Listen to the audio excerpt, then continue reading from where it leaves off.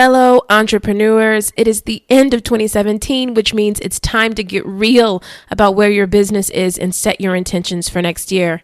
If dealing with admin and paperwork is one area you never seem to be able to nail down, now is the time to set that goal and achieve it.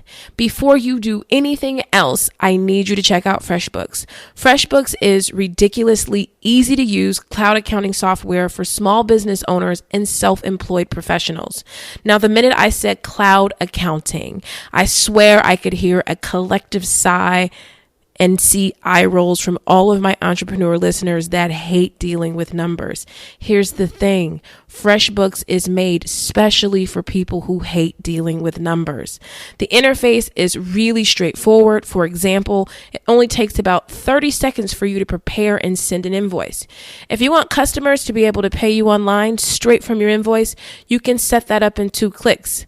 This is only a tiny fraction of what FreshBooks can do to help you get your paperwork straight in 2018. For your 30-day unrestricted free trial, go to freshbooks.com/mytaughtyou and enter My Taught You in the How Did You Hear About Us section. Hey guys, this is my leak. This is the My Taught You podcast. Today is Tuesday, December 12th, 2018. I am here after somewhat of a hiatus. I announced in the last few podcasts that I am expecting, and let's just say it's had its ups and downs.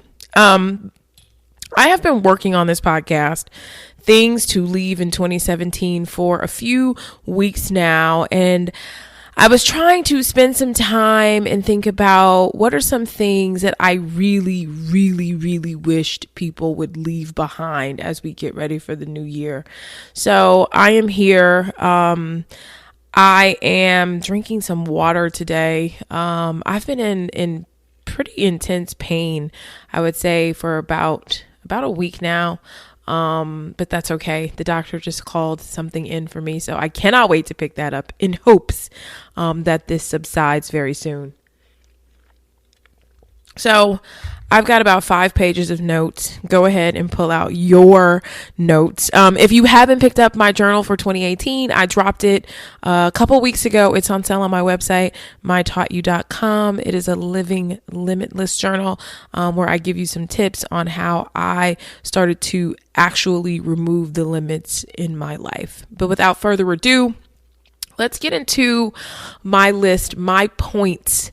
I believe I have 6 points of things to leave in 2017. So things to leave in 2017.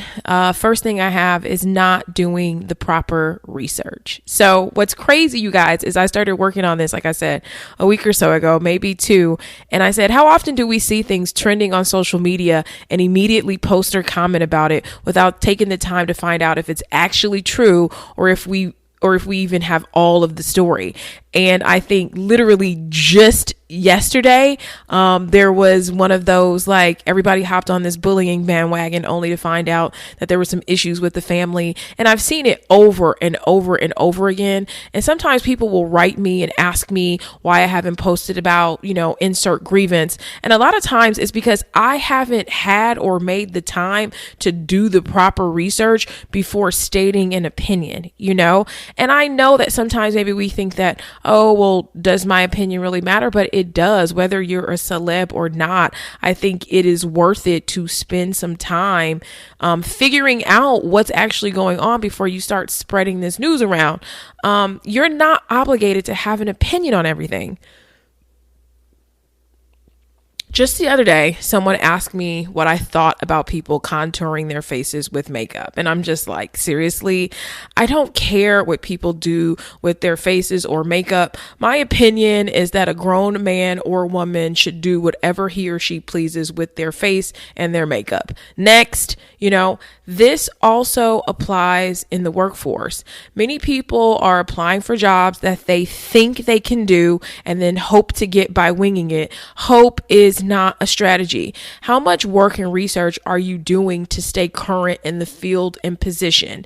That is your job, you guys. So if you decide that you really want a job that maybe you don't know everything about, it is your job to get up to speed on it if you get it. Do not get in there and be floundering around like a fish out of water because you don't know what the heck is going on. It's like, or if you've been in a position and you haven't touched up your skills, you haven't read any books, you haven't met with any peers, that's your job. It's also, it's not just your job to come in and do what's being asked of you from 9 to 5. It's also your job to make sure that you are staying fresh and relevant. I think another thing applies is asking for raises without doing your research. Most think they know their value, but actually do not. Just because you feel like you're worth $1 million doesn't mean you are. I used to feel the same way. At 25 years old, I told myself that I was $1 million worker. I did. I was sitting at my desk like, I get busy. I'm worth $1 million. Over the years, I realized that there are very few $1 million workers and far more $1 million earners. I had to learn to become an earner of $1 million. Just because I was showing up and knocking my work out of the park didn't mean that someone had to pay me $1 million for it. I had to go out and figure out how to make $1 million for myself. And that took time. I remember declaring on Twitter in 2011 that I was going to make $1 million the following year. The best way to declare your value is to be able to show your direct impact on the company's bottom line. If you cannot do that, I need you to reevaluate your quote unquote value. Okay. Number 2, I think we need to leave not saying thank you enough in 2017. A lot of us feel entitled to everything. I deserve this. I went to school for this. I am owed this. And at the end of the day, you are owed nothing. When someone gives you an opportunity to advance or learn something, even if it's a part of your job, you should say thank you. Say thank you for every opportunity. Thank you for taking a chance on me. Thank you for whatever. Saying thank you means you recognize that someone had a choice. They didn't have to do something a certain way. They didn't have to choose you, but they chose you. So saying thank you says, I recognize that you had a choice and you chose me. Thank you. Saying thank you means we acknowledge our relationship with the person as a sign of respect, right? It's like, I respect you. Thank you. I think I've told you guys this a bunch of times. There are some people in my industry who I look up to and I respect, and they select me for things. They recommend me for things. They sponsor me for things. And it's not like I'm not returning the quote unquote value, but it's very important as a show of respect to say thank you. I try really hard to make it a habit because I know it's easy to forget when you're on the move. So just the other day, I was in Vegas and there was a gentleman working the cab line and he called a cab for me. And when he did, I said, thank you very much, sir. I really appreciate it. He responded, wow, that was very polite. Why are you so polite? And I just told him, I work in a position that doesn't really warrant many thank yous. I'm expected to do my job. I'm expected to ship on time. I also work in a position in which I field complaints most of the time. I am the last stop for customer complaints. I'm the last stop for client complaints. And I am the last stop for employee crisis. Because of that, I just assume that everyone else is going through what I am and how one thank you can change the shape of your day. Try extending your thank you and see how far it gets you. So something, a habit or a practice that I like to do is just saying thank you very much, right? So that's an extended thank you. Thank you very much. And even further one is thank you very much. Say whoever's name it is. Thank you very much, Jean. Right? And then take it another step further. Thank you very much, Jean. I really appreciate it. I think that it's very healthy to get into the habit of extending our thank yous in 2018. Number 3, what I want you to leave behind is thinking that someone is going to rescue you. I cannot tell you how many people I've interviewed that really believe that by working for me, I'm going to rescue them from whatever it is they believe they're going through. I'm going to say this, put this out into the universe to everyone. I cannot rescue you. Hell, I'm floating along in my own life jacket. I cannot ingrain discipline in you. I cannot come to your house and wake you up every morning. I cannot give you guidance on every single move you make, because guess what? I have my own life to live. The same thing goes for whoever you might be trailing. You don't get better in life by simply knowing someone. You aren't going to magically get better by rubbing shoulders with someone. I found this research in Daring to Live Fully, an area in which it's quite common for people to harbor rescue fantasies is when it comes to money. People with financial problems, or people who think that they can pursue their dreams because they can't pursue their dreams because they don't have the money to do so, are very likely to tell themselves that their problems are going to be solved at any moment by one of the following. They're going to win the lottery. They're going to meet and marry someone who's wealthy. They're going to win the jackpot in Las Vegas. Or a lawyer is going to show up at their doorstep and hand them a check from a long lost relative who died and left them a large inheritance. Keep in mind that rescue fantasies don't just apply to the area of finances. They can apply to an area in which we're not getting what we want from life, and instead of taking action, we're passively waiting for a benefactor to take some action on our behalf, or for some highly improbable event to take place. The problem with rescue fantasies is that it doesn't matter how long you wait, no one is coming to your rescue. So again, this is the research I found in Daring to Live Fully. So it says you need to accept the following. Whatever problem you're having, you're going to have to fix it yourself. Whatever it is you want from life, you're going to have to get out there and get it yourself. Things are not going to just happen themselves. You're going to have to make things happen. And that is something that I really, really want to impress upon you as we go into the new year, is that a lot of you are thinking, well, if I just work for this person, or if I become friends with this person, or if this person acknowledges me, that's going to get me to the next level. And that is not the case.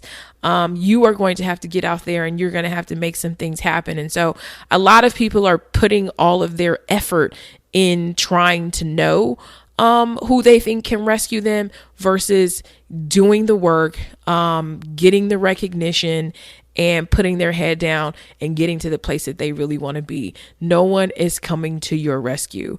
I'm just going to tell you that now. So I want you to stay focused on becoming your own savior.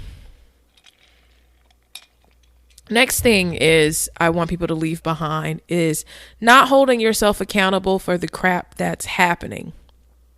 How many excuses are you going to make? It's because of my this or that I'm not able to ...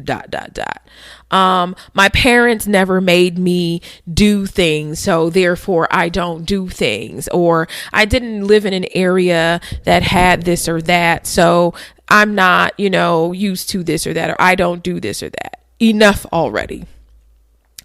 I have several legitimate reasons why I could be a failure in life, I always think about how my upbringing and just how small my world was. I lived in a 750 square foot apartment with 3 other people, off and on when my parents were together. And all through my entire childhood, I never had my own room. And all I knew from birth to 18 was an incredibly small life. And I also grew up in Inglewood, and I think they said the violent crime rate is one of the highest in the nation, across communities of all sizes. So, violent offenses tracked include rape, murder, manslaughter, armed robbery, aggravated assault, and so on.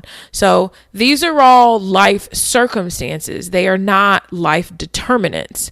If you are concerned that you don't know what to do, right, now is the time to start figuring it out. And I think I've talked about this ad nauseum about the best thing you can do for yourself is recognizing the things that you don't know, recognizing your gaps, and doing the work to fill in your gaps. So I knew that I really didn't have any sort of like advanced dinner etiquette, you guys. Like, I had none. Not that I like smacked or, pulled the fork on my teeth or anything like that, but I had no idea which forks did what. I had no idea, sort of like courses and things like that.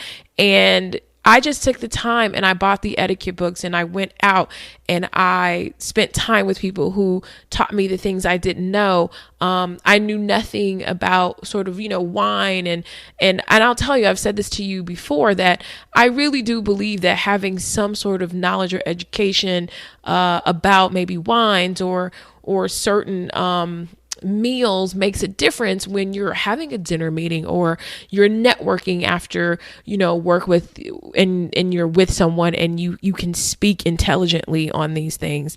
And it's like, if you don't know how to do something, now is the time to start figuring it out, and don't use your upbringing as an excuse. Well, we didn't do that or we didn't have that. So what? Now is the time. You are a blank slate and you can teach yourself anything you so desire. So you got the foundation, you got from, what you needed from a kid until now. And now it's your job to teach yourself who do you want to become? Your parents raised you as who they wanted you to become, but now who do you want to become? Holding yourself accountable is nothing more than following through with your commitments and responsibilities. It's doing what you know you should do when you know you should do it. So I found some research, and I don't know if I didn't make the notes on this one. I found some research on the 3 types of accountability, right? And I think that that's what we need to hold ourselves accountable. So it says there's 3 areas in which you must hold yourself accountable: your actions and choices, your responsibilities, and your goals. And I really love this list. I wish I don't know. I guess I forgot to make a note of it. I will, if I find this, I'll go ahead and pop this in the notes, so you can do some further research. But your actions and choices include the way in which you communicate with others, how you spend your time, your behavior, your manners, right?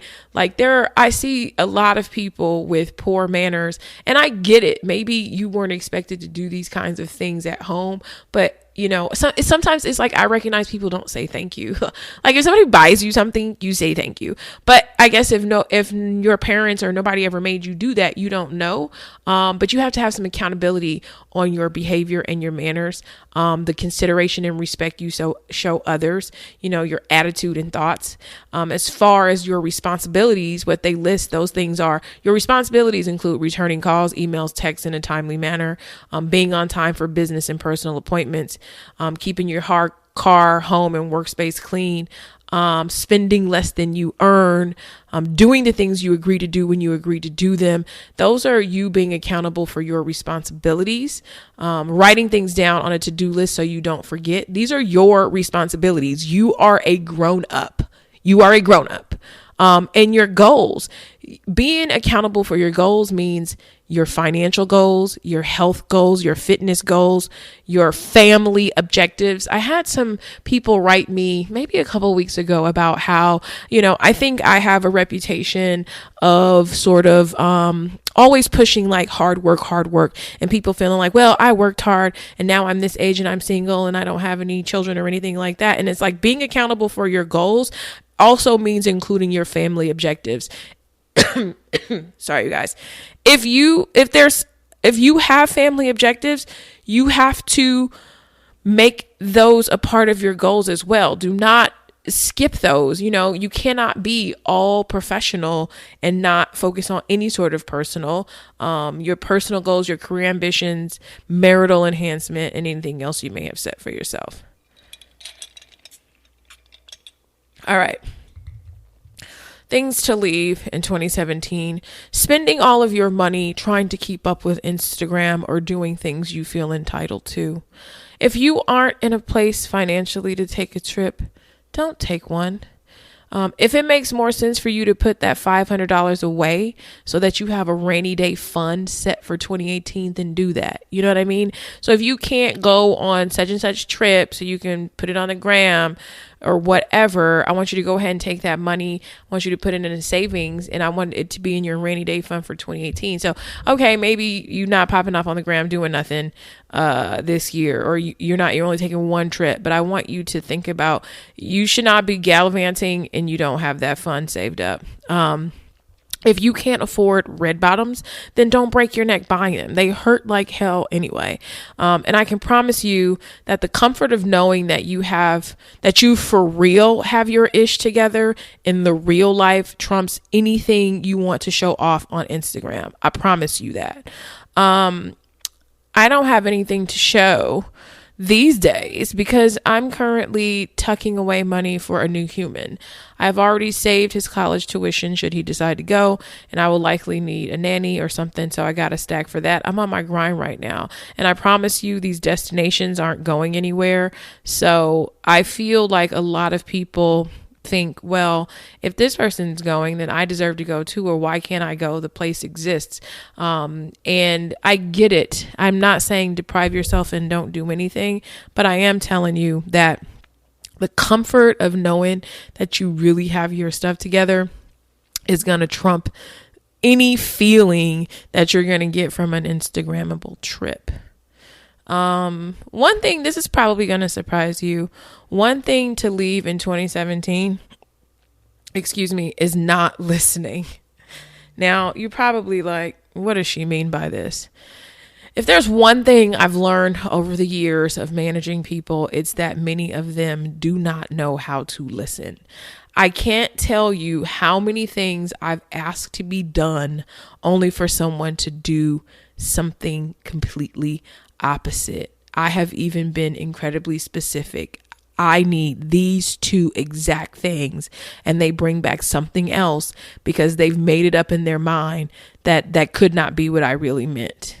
So according to an eZine article I found on poor listening, because I said, I know what I'm talking about, but sometimes I like to have this research and get this plain so that you guys know what I mean.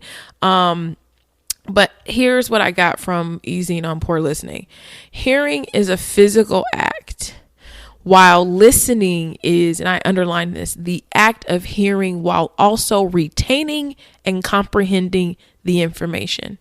Listening is active while hearing is passive. Though everyone knows the importance of listening skills when communicating to each other, very few pay attention to their listening skills, and this often becomes a major barrier to effective communication. It is revealed by several studies that adults typically listen at only 25% efficiency level, and experts agree that poor listening skills are the biggest contributors to poor communication. So, what are some signs that you might be a bad listener, right? So that was my next thing. It's like, okay, now that I told you that most adults only listen at a 25% efficiency level, like that's crazy.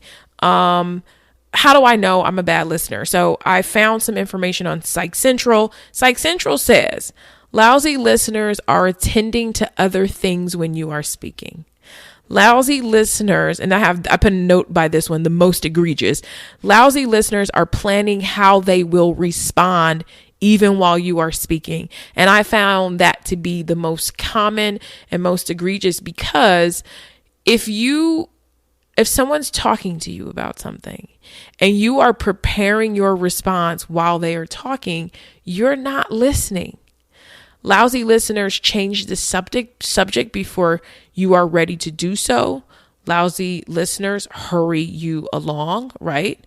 Lousy listeners have lousy nonverbal skills. What does that mean? They don't look like they're paying attention. You ever have that where you're talking to someone and it's like, I know they're not getting it because their face and their body language tells me they're not getting it. They don't give much positive feedback like a nod or a smile.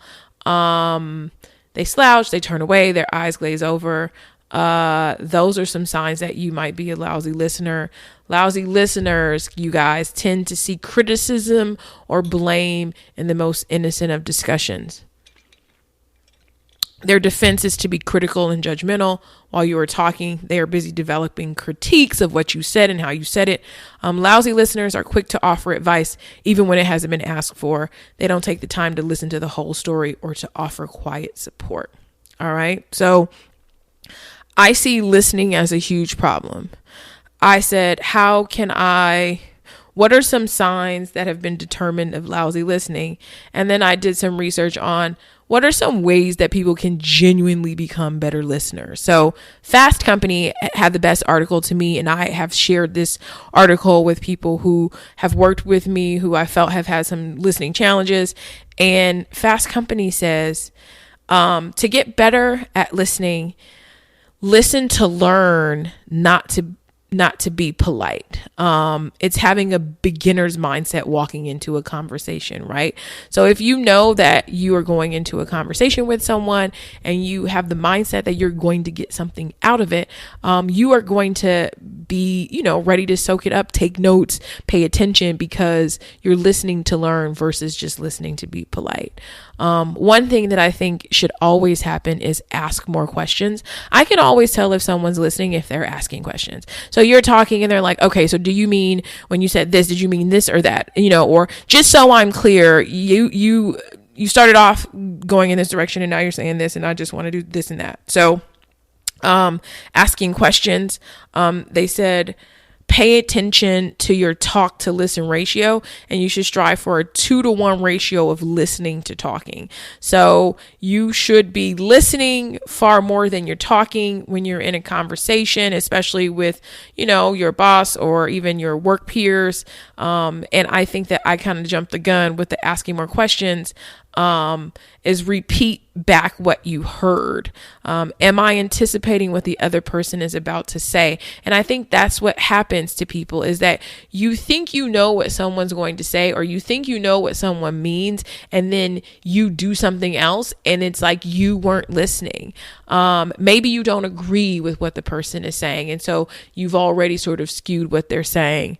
So there's a lot of opportunity to misunderstand than there is to understand. So I always just recommending repeating back what you heard, because how often often has someone misunderstood us? You say this and then somebody comes back and says something different. It's like, that is not what I said, or that is not what I meant. And so just to always be clear, you always want to repeat back what you heard. And the thing I think they have the final tip is to wait until someone is done talking before you respond. And so just being careful talking over people, even when we get excited. And sometimes I can get excited about those things. So that was my interestingly and sort of strange list of things I think that should be left in 2017. Not doing the proper research, not saying thank you enough, thinking someone is going to rescue you, not holding yourself accountable for the crap that's happening in your life, spending all of your money trying to keep up with the gram or doing things that you feel entitled to, but most importantly, not listening. You guys have a great holiday. I am going to be back. If you have any questions for the podcast, please do email me at mytaughtyou@gmail.com. I'll be back with a Q&A podcast very soon. I think I'm going to knock that out tonight. I've got some questions in my inbox and things that I've already started.